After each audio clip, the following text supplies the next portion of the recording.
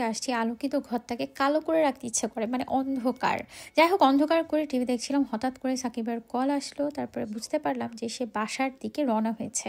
আর আমি এখনো কিছুই রান্না করিনি, কোনো ডিনারই রেডি করিনি, তাই ঝটপট কিচেনে চলে আসলাম। তারপরে ভাবলাম ওকে নুডলস বানিয়ে খাওয়াই। এটার পিছনে একটা ঘটনা আছে, সেটা বলছি। তার আগে মুরগি বের করেছি ফ্রিজ থেকে, তখন মনে পড়লো যে হঠাৎ করে তাড়াহুড়ার মধ্যে একসাথে সবগুলো চিকেন ব্রেস্ট রেখে দিয়েছিলাম, যার কারণে এরকম আটকে গেছে। তো কোনো রকম একটুখানি ছুটে আমি তাড়াতাড়ি করে নুডলস বসিয়ে দিলাম চুলায়। আর এখানে ও একটুখানি মানে চুলায় রান্না করার আগেই মনে পড়লো যে চিংড়ি মাছ দিয়ে মানে খেতেও বেশি পছন্দ করে, তাই কিছু চিংড়ি মাছও বের করে নিলাম, জাস্ট অল্প কয়টা, সাইড থেকে যতটুকু তাড়াহুড়ো করে বের হয়েছে, কারণ ও চলে আসবে। আর আমি চাচ্ছিলাম ও আস্তে আস্তে যেন গরম খাবারটা খায়। ব্যাপারটা আসলে এমনও না, ওই যে টিভি দেখছিলাম ভুলেই গিয়েছিলাম যেটা হয়েছে। এখন বলি সেই কথাটা, মানে কিছুদিন আগে গল্প করতে করতে আমি একটা নুডলস বানিয়ে খেয়েছিলাম। সেদিন আসলে আমি রোজা ছিলাম, তো রোজা মুখে কি ইফতার করব, তাই ভাবলাম যে একটু নুডলস বানিয়ে খাই। তেমন কিছুই না, জাস্ট ডিম দিয়ে খেয়েছিলাম। তো আসার পরে হঠাৎ করে সাকিব কোনোভাবে বুঝতে পারে যে আমি নুডলস বানিয়ে খেয়েছি। তো কিছু খাবার থাকে না যে আপনার অনেক পছন্দ, কিন্তু সেটা আপনাকে রেখে কেউ খেয়েছে। তো সাকিবকে রেখে দুনিয়ায় অনেক খাবার খেয়ে ফেললেও ও মন খারাপ করে না, কিন্তু ওকে রেখে নুডলস, দুধ চা বা ধরেন ভাজা পোড়া কিছু সিঙ্গারা, সমুচা, এগুলা খেলে ও এমন মন খারাপ করে বাচ্চাদের মতো। তো যাই হোক, তাই আর কি মনে হলো যে ঝটপট করে ওকে নুডলসটা বানিয়ে। আর এই যে আজকে একটু ডিফারেন্ট স্টাইলে বানাচ্ছি, যেহেতু হাতে সময় ছিল না, মানে আমি যে পেঁয়াজটা কেটে বসাবো সেটার সময়টাও আমি পাচ্ছিলাম না, তাই তো এভাবে একদম জাস্ট মানে সব কিছু একসাথে দিয়ে আমি রান্না করলাম। তারপরে এখানে একটা টেস্ট মেকার দিয়ে দিলাম, এবং দেওয়ার পরে কি করবো, এটা তো ঠিক মতো মেল্ট হচ্ছিল না, তাই একটু পুতা দিয়ে ঠুস করে দিলাম, এর মধ্যে একটু পানি দিলাম। আর সেদিন আসলে তাড়াহুড়ো করে বানালেও এত বেশি মজা হয়েছিল। আমি চিন্তা করছিলাম যে পেঁয়াজটা সবসময় তো আগে একটু করে নিই, তো আজকে কেমন না কেমন হবে। বাট হ্যাঁ, পেঁয়াজটা একটু পরে দিলেও কোনো সমস্যা নেই। আসলে ভেজিটেবল তো, এগুলো তো সবই মানে একটু কাঁচা খেতেও ভালো লাগে, আমি খাই। তারপরে একটু সয়া সস দিলাম, মানে আমি আরও সিম্পল করে খেয়েছিলাম, তবে খুব ঝটপট এভাবে বানালেও নুডলসটা এত মজা হয়েছে। তো নুডলস বানাতে বানাতে হঠাৎ করে মনে হলো যে একটু ম্যাকারনি টাইপের করলে কি কেমন হয়, কারণ আমার ফ্রিজে কিছু ম্যাকারনি মানে পাস্তা রয়ে গিয়েছিল, তো মনে হলো যে পাস্তাগুলো দেই। আর যেহেতু এখানে আমি 2 রকমের শ্রিম্প দিয়েছি, চিকেন দিয়েছি, তাই আমি এখানে আর এক্সট্রা ডিম অ্যাড করিনি, একটা ডিম সিদ্ধ করতে দিয়েছিলাম যে কেটে কেটে দিয়ে দিব।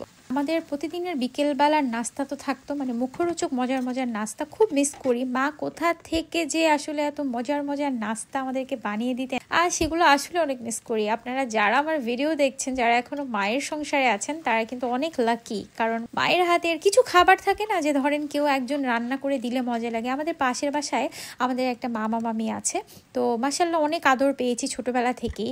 তো মামা বিয়ে করার পরে মামিকে পাওয়ার পরে প্রথম দিকে মামি অত বেশি রান্না করতে পারতো না, তো আমাদের মনে হয়েছে উফ, মামি বেশি রান্না করতে পারে না, তাহলে মনে হয় বেশি একটা খাওয়া দাওয়া করা যাবে না। তবে সময়ের সাথে সাথে অল্প সময়ে মামি খুব রান্না বাড়া শিখে যায়। তো এরকম না, আমরা প্রতিদিন বিকেলে দেখা গেছে ভালো নাস্তা করলে মামি জানালা দিয়ে ডাক দিত, আর আমরা যে মজার মজার নাস্তা খেতাম। আজকে এই গরম নাস্তাটা দেখে, মানে নুডলসটা দেখে আমার মামির কথা মনে পড়ে গেছে। কত মানুষ কত কিছু রান্না করে খাইয়েছিল, কিন্তু এখন প্রবাসে থাকি বলে কাউকে কিছু করে খাওয়াতে পারি না। ইনশাল্লাহ আল্লাহ যেন আমাকে সেই তৌফিক দেয় যে আমি বাংলাদেশে যেও যেন রান্না করে সময় নিয়ে আমার পছন্দের মানুষগুলোকে খাওয়াতে পারি। তো এইদিকে এই যে এরকম মানে ভাগ কেন করছি, ভাগ আসলে এই জন্যই করছি, বলে না মানুষ ঠেকে যেখানে শিখে সেখানে। আমি আজকে ঠেকে গিয়েছি তাড়াহুড়া করে, আর যেহেতু সামনে রমজান আসছে, আমার কাছে হঠাৎ মাথায় একটা বুদ্ধি আসলো যে বড় বড় করে এভাবে যদি আমি চিকেন কেটে রাখি, তাহলে কি হবে, একটু আলাদা আলাদা থাকবে, এবং আমি আমার প্রয়োজন মতো অল্প যে কয় টুকরা লাগে, যেমন আমি যখন একটা নুডলস খাই, আমি কিন্তু একদম একটা বাচ্চাদের পরিমাণের খাবার খাই মাঝে মাঝে, তো একটা নুডলসও দেখা গেছে শেষ করতে পারি না, মানে যেহেতু ওটার মধ্যে আরও মুরগি আরও অনেক ধরনের ভেজিটেবল যায়, সো এটার কোয়ান্টিটিটা কিন্তু বেড়েই যায়। তো এইভাবে করে রাখলে যেটা হবে যে আমি 4-5 পিস বের করলে আমি খেতে পারবো। তো আমার কাছে জানি না কে কি মনে করবে এটা কতটুকু কি, বাট আমার কাছে মনে হয়েছে যে এটা একটু সময় বেঁচে যাবে, কারণ আমরা অনেকে কিন্তু মাছটা এভাবে রাখি, যদিও মাছটা আমরা ভেজে তারপরে বক্স করে রাখি, তারপরে কাবাব বা ফ্রোজেন অনেক ফুডই আমরা এভাবে রাখি। তো যাই হোক, ফ্রিজে রেখে দিলাম, যদি মনে থাকে দেখা যাক। বেশিরভাগ সময় যেটা হয় যে আমি রেখে দিয়ে পরে আমার মনে পড়ে। আর মজার আরেকটা কথা মনে পড়লো, কিছুদিন আগে সিঙ্গারা বানিয়ে একটা প্লেটের মধ্যে জাস্ট 10 মিনিটের জন্য রেখে দিয়েছিলাম। এরপরে আমি আর সেই প্লেটটা খুঁজে পাই না। একদিন সাকিবকে বললাম, সাকিব ওই প্লেটটাকে তুমি ভেঙে ফেলছো? কারণ ও মাঝে মাঝে এই কাজটা করে, কাছের জিনিস ভাঙা মানে ওর হাতে হয়। ও বললো, না আমি তো কিছু করি না। আমি, তুমি মিথ্যা বলছো না তো? বলে, না আমি তো মিথ্যা বলছি না, একদমই না, তুমি খুঁজে দেখো কই রাখছো। পরে না আমি আর মনেই করতে পারি নাই। দেন যখন ফ্রিজ খুললাম মাংস বের করার জন্য, তখন তাকিয়ে দেখি যে আমি সেই প্লেটটার উপরে সিঙ্গারা রেখে দিয়েছিলাম ফ্রোজেন হওয়ার জন্য। আসলে অনেক রকমেরই ভুল হয়, আর এই জিনিসগুলো মনেই থাকে না, কারণ সবসময় করা হয় না তো। মাসে একবার দুইবার বা দেখা গেছে 2-3 মাসে একবার কোনো খাবার ফ্রোজেন করা হয়। তা আমার মনে হলো যেহেতু বানিয়েছি, একটু স্পেশাল কিছু করি, বেচারা কাছ থেকে আসবে, বাইরে যে ঠান্ডা, -4-5 টেম্পারেচার, ঠান্ডা তো ঠান্ডা, তার উপরে রাস্তা ফ্রি, মানে একদম বরফ হয়ে থাকে, খুবই কষ্ট। যাই হোক, ওইসব চিন্তা করে যে খাবারটা তো মজার হবেই, গরম গরম কতটুকু খেতে পারবে জানি না, কারণ তখনও আসেনি। তবে সার্ভিংটা সুন্দর হলে কিন্তু দেখতে অনেক ভালো লাগে, আমার তো বেশ ভালো লাগে। আর এই যে দেখেন, গুছাতে গুছাতে এদিকে আমি শুধু খেয়েই যাচ্ছি। নিজের হাতের বলে বলছি না, এত বেশি মজা হয়েছে, তাই আজকে পুরো রান্নার প্রিপারেশনটা সবকিছু আপনাদের সাথে শেয়ার করলাম। সবশেষ আরেকটু সুন্দর করার জন্য ডিমটাকে ঠিক এইভাবে একটু সাজিয়ে দিলাম। কি যে করছিলাম মনের মাধুরী মিশিয়ে, মানে সস আনতে যেয়ে মনে পড়লো যে শশা আছে। শশা কাটার পরে আমার সবকিছু ভিডিও করার পরে কি মনে পড়েছে জানেন? সালাদ পাতাও ছিল, একটু যদি লেটুস পাতা দিয়ে সাইডে দিয়ে দিতাম কত সুন্দর হতো না?